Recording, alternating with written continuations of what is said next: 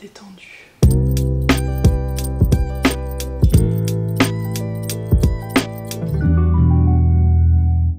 Bonjour à tous, je suis refaite de vous retrouver dans ce n'importe quoi de rentrée. Ça m'émeut de le dire. Je me suis fait un latte froid parce que même si on est en septembre, c'est encore un peu l'été. Même si on se remet dans le bain, la rentrée, les moustiques qui nous pètent les couilles et qui sont encore là dans notre environnement, même en septembre. Je pense que c'est l'espèce que je déteste le plus au monde. Après 2-3 personnes, mais les moustiques... Dites-vous, je me suis fait piquer dans le cou et à l'oreille hier soir. Là j'en ai plein ici. Sinon vous ça va? Si jamais vous voyez ce moment dans la vidéo et qui n'est pas enlevé au montage, c'est que j'ai une nouvelle intro. Oh non, j'ai dabé, merde. Par exemple ça faut me bannir. Non je rigole, YouTube. Déjà qu'on me shadowban, alors si en plus je me fais ban. Relou. Donc je disais, si vous voyez cette séquence, c'est que j'ai une nouvelle intro, enfin que j'ai une intro parce que j'avais même pas d'intro sur ma chaîne. Récemment, j'ai demandé sur Insta s'il y avait des personnes dans mes abonnés qui faisaient de l'animation. Et j'ai été très surprise parce que j'ai reçu une trentaine, voire quarantaine de mails. Alors déjà merci, parce que je suis trop contente d'avoir pu découvrir votre travail, tout ce que vous faites, et c'était ultra stylé. Vous êtes super doués. Et une personne a retenu mon attention un petit peu plus que les autres, et c'est Eline. Et du coup vous avez pu voir un bout de son travail en début de cette vidéo et à la fin, parce qu'elle a aussi fait l'outro de ma chaîne. Donc merci beaucoup Eline pour ce travail de ouf. Ça peut peut-être paraître anodin pour certains, mais ça en disait vraiment long pour moi d'avoir une intro et une outro sur ma chaîne YouTube qui me représente et sur laquelle j'ai pas travaillé mais j'ai donné mes idées, et avoir pu bosser avec une personne aussi talentueuse qu'Eline, ça me fait trop plaisir. Et en plus que ce soit quelqu'un de la commu, bah trop bien, donc j'espère qu'elle vous plaît. N'hésitez pas à me dire ce que vous en pensez. Et également, merci beaucoup à Tomo, qui est un très bon pote à moi, qui est extrêmement doué dans la musique et qui m'a fait le son pour l'intro et l'outro de cette vidéo et de toutes les autres du coup à venir. Merci Thomas. Bon, quoi de beau si c'est la rentrée, c'est qu'il y a eu des vacances avant. Qu'est-ce que vous avez fait? De notre côté, on est resté très Europe. On n'a pas vraiment vu la mer. Normandie, Suisse et Amsterdam cet été, ce qui était ultra cool. Pour le coup, j'ai vachement kiffé mon été, bien que c'était pas trop un été maillot de bain, plage, summer, tout ça. Parce qu'en Normandie, je vais au Havre, c'est dégalé. Amsterdam, il a plu les 3/4 du temps où on y était, mais c'était trop cool. J'ai adoré mes vacances. Pardon de faire la pleureuse, hein, mais... J'ai l'impression que les gens qui sont piqués par des moustiques, c'est les mêmes personnes qui ont des coups de soleil. Enfin du coup j'ai eu un été très cool, et là je m'apprête à faire une rentrée tout aussi cool. J'avais hâte de publier ce n'importe quoi parce que c'est une rentrée qui est extrêmement particulière pour moi. Je quitte Lyon. Petite pause dans la vidéo. À ce moment-là, je fais tout un monologue pour dire que je vais quitter Lyon, je suis un peu mystérieuse, mais en fait j'ai tourné le n'importe quoi avant de sortir cette vidéo-là. Du coup, je vous invite plutôt à regarder cette vidéo où je vous explique qu'on emménage à Paris pour 6 mois. Voilà, on enlève mon monologue. Nous allons commencer ce n'importe quoi par la catégorie vêtements. Franchement, la catégorie vêtements de ce n'importe quoi, elle est... Putain, il y a que des vestes. C'est vraiment un n'importe quoi de rentrée parce que je me rends compte qu'il y a 3 vestes. Une paire de chaussures, j'aime bien. Une vraie rentrée en mode à l'école et tout. Je dis ça, je suis encore étudiante, donc en vrai, je reste dans le cadre d'une rentrée scolaire. Il me reste 2 ans. Là, je rentre en 4e année d'études. J'ai l'impression que j'ai décidé de reprendre mes études il y a 1 an et demi. Ça me fait trop bizarre là de me dire que je rentre en 4e année. Non, par contre, j'aimerais qu'on le voit. J'ai pas éclaté sa petite gueule de merde là. S'il y a un nom que vous n'aimez pas, mettez-le en commentaire. Celui qui sera le plus liké, ce sera le nom de cette petite merde là. Donc, on parlait de rentrée, tout ça. On va commencer cette catégorie vêtements avec une paire de chaussures de grosses bobos que j'attendais depuis un moment. Je rêvais de cette paire. On en a pas mal parlé avec la mère de Mia parce qu'elle voulait absolument cette paire elle aussi et elle n'arrivait pas à la trouver. Et quand je l'ai trouvée, j'ai envoyé une petite photo, j'étais trop fière de moi. Donc c'est une paire de Birkenstock fermée, parfaite pour ce mois de septembre. Je les adore, elles sont pépettes. Elles étaient à 90 balles alors que d'habitude elles sont à 150 €. Donc très contente. Affaire conclue. Côté veste, franchement je vais commencer par ma chouchoute. c'est une veste en jean qui vient de chez Carhartt. Alors Carhartt, là, ils se sont chauffés. Déjà que c'est une marque que j'aime beaucoup. Je pense que c'est la marque avec laquelle j'aimerais le plus collab. S'ils faisaient des collabs, parce qu'ils en font pas du tout, hein, ils sont pas du tout dans l'influence. Et là, ils ont fait toute une collection avec des cœurs là, comme ça, vous avez dû la voir passer. Et bah j'étais la cible première. Marketing, moi dès qu'il y a un petit dessin mignon dans une marque, que ça plonge. Je l'ai acheté en début d'été, évidemment quand il fait 40 degrés à Lyon, tu vas pas te mettre une petite veste en jean comme ça. Donc elle restait là sur le portant dans l'entrée. Un peu sad la petite. Et magie, on est parti à Amsterdam. Amsterdam il faisait 12-15 degrés max. Bah là elle m'a servi la petite. Et toute la collection cœur là, j'ai adoré. Bah un poil too much, mais un poil. Bouffonne.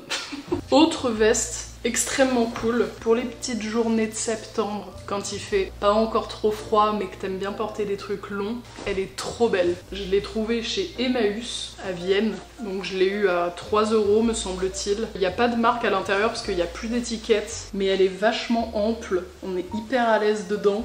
Et je trouve que ça donne une allure trop cool. Et en plus, c'était pas fait exprès, mais elle est exactement de la même couleur que ce pantalon Sandro là. Et du coup, ça me fait un ensemble. Donc gros coup de cœur, cette veste. Ensuite, toujours dans la catégorie veste de costume, je suis très dans ce mood là en ce moment, j'aime bien les ensembles de costumes. C'est Sandro qui me l'a envoyé il y a quelques mois et en fait je ne le portais pas parce que le pantalon était beaucoup trop long.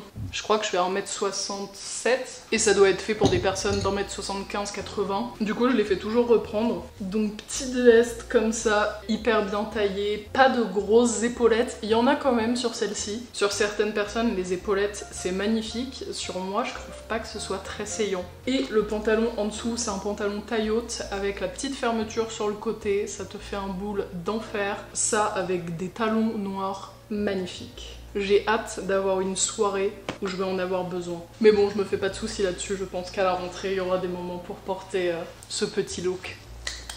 Et pour terminer cette catégorie vêtements, ces deux petites merveilles. Je pense que ce sont mes articles préférés de cette catégorie. J'ai l'impression de l'avoir déjà dit ça, mais regardez-moi ces petites beautés.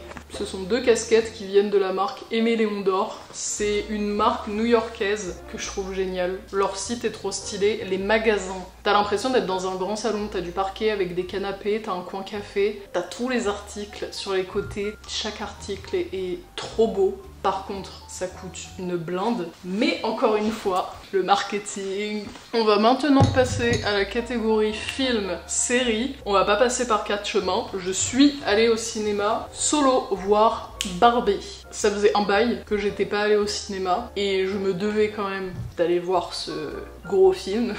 Et j'ai été un peu déçue. Et évidemment avec toute la com qu'il y a eu, avec tout ce que j'ai pu voir passer sur Twitter, dans des vidéos sur TikTok, sur Insta, des potes qui sont allés voir, avec qui j'ai pu échanger avant de voir le film, je m'étais fait quand même une grosse idée sur le truc. Je pense que je vais faire en deux parties, trucs que j'ai préférés et trucs que j'ai trouvé négatifs. Je pense que le truc que j'ai trouvé le plus ouf, c'est qu'on ait un film de cette envergure, avec un aussi gros budget, qui soit pas un film d'action, de super-héros, Spider-Man, des voitures, Avatar, j'en sais rien. Que là, ce soit dédié aux Barbie, avec autant de meufs qui soient au cœur de l'histoire, autant de diversité. On va dire tout ce qui englobe le film, j'ai trouvé ça dingue. Ah, et j'ai trouvé le film extrêmement drôle. Côté humour, ils sont très très bons. Les 45 premières minutes, j'étais en pleine découverte du film, découverte des personnages, de l'univers, donc je trouvais ça ouf. Si vous ne voulez pas être spoilé du tout, même si je vais rester très évasive, je vous mets les minutes là, vous pouvez passer, j'arrête de parler de Barbie après. Mais le moment où elle passe dans le monde réel, je crois que c'est à partir de là que j'ai commencé à décrocher. Quand ils s'en vont avec Ken, qu'ils arrivent chez Mattel et qu'il y a toute l'histoire de la maman avec sa fille, j'ai trouvé que c'était un peu tiré par les cheveux. Je trouvais ça niais, mais en même temps c'est américain, donc il y a quand même ce côté très mielleux à la fin. Par contre ce truc des Ken qui prennent possession des lieux et où les Barbie vont essayer de leur faire comprendre que non ça marche pas comme ça, tout ce côté là j'ai compris, j'ai vraiment aimé. Mais par contre le truc avec la mère et sa fille, fille, je me suis un peu ennuyée en fait à la deuxième partie du film. C'est pas un avis hyper développé sur Barbie, c'est pas une grosse critique, mais globalement j'ai bien aimé le film, mais j'irai pas le revoir quoi. Au suivant. Ah bah je l'avais pas mis dans mes notes, j'ai découvert la série Charlotte. Apparemment c'est des chroniques Bridgerton. La honte, je sais pas prononcer ça. Bridgerton. Des chroniques de Bridgerton. Dis Siri. Voilà la chronique des Bridgerton. Bridgerton. J'avais jamais vu les chroniques de Bridgerton et j'ai découvert Charlotte parce que j'avais pas mal de potes qui m'en parlaient. Je me suis dit pourquoi pas la regarder. Et bah j'ai adoré. J'ai trouvé cette série trop cool. Franchement, s'ils veulent en faire d'autres, mais bah je suis là. Je trouve les personnages vachement attachants et c'est plus facile de s'y attacher avec ce côté on nous montre leur vie du passé et leur vie du présent. Et dans leur vie du présent, on comprend que des choses sont arrivées, mais on se dit mais comment ça a pu se passer? Et petit à petit, avec les épisodes, tu comprends. Ça, je kiffe. Le fait que le perso principal, Charlotte, soit noire et qu'à aucun moment dans la série ce soit un point à préciser ou que ça vienne mettre une barrière entre les persos, ou la belle-mère qui vient dire quelque chose à son fils, comme dans des films français. Là dans la série c'est juste des gens qui s'aiment et j'ai trop aimé cette série. Autre série que j'attends de ouf, Sex Education. Je crois que ça arrive ce mois de septembre, ou le mois d'octobre, non septembre. 21 septembre, faudra pas me faire chier le 21 septembre, je serai là. 18-18, on touche son nez au lit. On touche son nez, ça porte bonheur. Tu vas avoir plein de croquettes. Ensuite, on va passer à la catégorie livre, et c'est pour ça que j'ai mis du temps à tourner ce n'importe quoi, parce que je voulais finir celui-ci, Tout le bleu du ciel de Melissa d'Acosta. Ce livre a fait mon été et malheureusement je ne l'ai pas terminé. Peut-être que je vous ferai une petite aparté avant que cette vidéo soit publiée et je vais réussir à terminer ce livre parce que là actuellement il me reste 150 pages. Et là actuellement il me reste 50. Donc non, je ne l'ai toujours pas fini. Je pense que c'est parce que je comprends déjà la fin, du coup j'ai pas envie de le terminer. Tout le bleu du ciel, c'est l'histoire d'Émile, un jeune de 27 ans qui est atteint d'Alzheimer précoce et n'ayant pas envie de se voir dépérir, se dit je vais poster une annonce sur un site et il dit qu'il cherche un compagnon de voyage pour son dernier voyage. Et une personne du nom de Johan va un jour lui répondre et lui dire écoute, je suis chaud, je viens avec toi. Et on va suivre du coup l'histoire d'Émile et Johan qui partent en voyage. Les personnages sont extrêmement attachant. Je pense que j'ai un peu du mal à le finir parce que c'est très long, très descriptif et du coup on bouffe des pages de description de ce qui se passe. C'est très précis dans le temps, j'en ai quasiment tous les jours. Du coup je le trouve un poil long, mais bon, plus on avance et plus on est attaché à ces personnages, donc ce côté descriptif, c'est fait exprès. En tout cas, si vous avez d'autres livres de cette autrice à me recommander, je suis la cible, je peux que vous le recommander, il est fantastique. Bien que je ne l'ai pas fini. Même si 800 pages ça fait peur, si vous n'êtes pas des gros lecteurs comme moi, je pense qu'un truc qui m'a traumatisée avec la lecture, et je l'ai réalisé il y a peu de temps, c'est le fait qu'à l'école, on me mettait un livre au milieu de la table et que je devais les lire avec mon voisin de table, et que mon voisin de table allait beaucoup plus vite que moi. Et du coup, il me disait « T'as terminé ta page ?» alors que j'étais vraiment à 3 lignes. Du coup je disais oui oui et il tournait la page alors que moi j'en étais même pas au milieu. Et je crois que ça sincèrement c'est un truc qui m'a complexée mais sur des années et qui m'a empêché de lire des livres par la suite. Et si je peux vous rassurer, le fait d'avoir une vitesse de lecture proche de celle d'un paresseux, ce n'est pas grave. On s'en branle.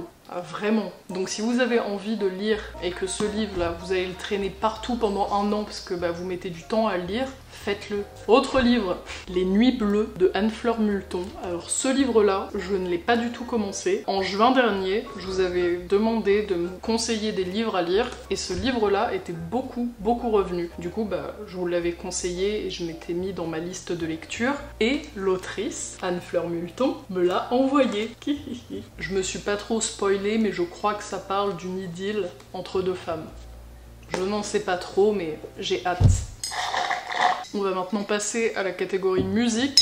Il y a un album que j'ai écouté récemment, c'est l'album Saison 0 de Luigi. C'est pas un artiste que j'écoutais de ouf, enfin il y avait 2-3 sons qui étaient dans mes playlists mais j'avais jamais vraiment écouté sa discographie complète. Et cet album, ça a été une révélation sur l'artiste. Déjà le monsieur écrit extrêmement bien.